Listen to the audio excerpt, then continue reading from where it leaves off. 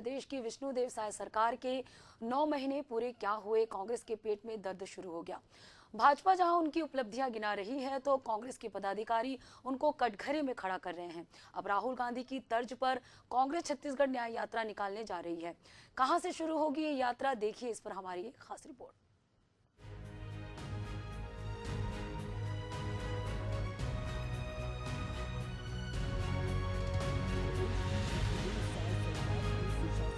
सियासत गरमाती हुई दिखाई दे रही है।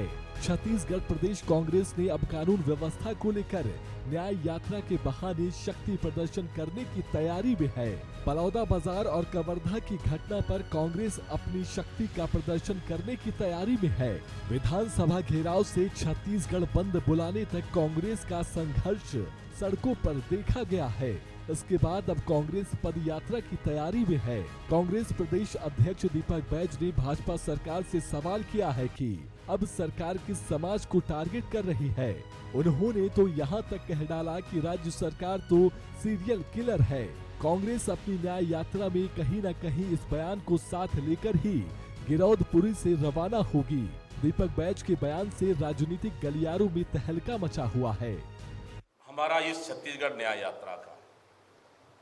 न्याय यात्रा का मकसद पूरी छत्तीसगढ़ समाहित है, लेकिन हम लोग गिरौदपुरी से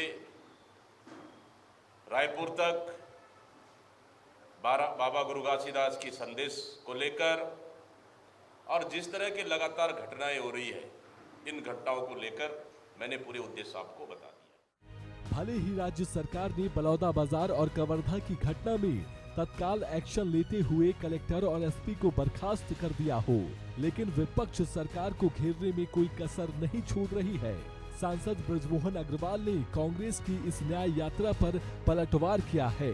बृजमोहन अग्रवाल ने कहा कि भाजपा सरकार दोषियों पर तेजी से कार्रवाई कर रही है और कानून व्यवस्था नियंत्रण में है। वहीं कांग्रेस के कार्यकर्ता खाली बैठे हैं, तो कुछ ना कुछ तो करना होगा ना। देखिए, इंसिडेंट और एक्सीडेंट उनमें हम कमी ला सकते हैं और कमी लाने के लिए और उसके प्रति जो लोग लापरवाह हैं उनके खिलाफ में विष्णुदेव जी की सरकार पूरी तेजी से कार्रवाई कर रही है। चाहे वो आईएएस हो चाहे आईपीएस हो, उनके खिलाफ भी सख्ती से कार्रवाई की गई है।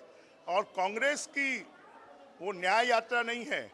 आज दिल्ली में दिखाई दे रहा है कि जो अनुसूचित जाति के लोग, बस्तर के सैकड़ों लोग पहुंचे हैं, राष्ट्रपति जी से मिले हैं, वहाँ गृह मंत्री जी से मिले हैं, वो इस बात को दिखाता है कि बस्तर के नक्सलवाद और वहाँ के हजारों लोगों को मारे जाने को कांग्रेस ने कभी पूरे देश के लोगों को जानने नहीं दिया।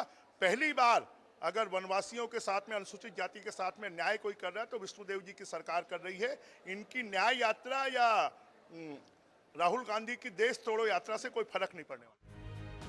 25 मई 2013 को परिवर्तन यात्रा पर झीरम घाटी की माटी नक्सलियों के नापाक हमले से लाल हो गई थी।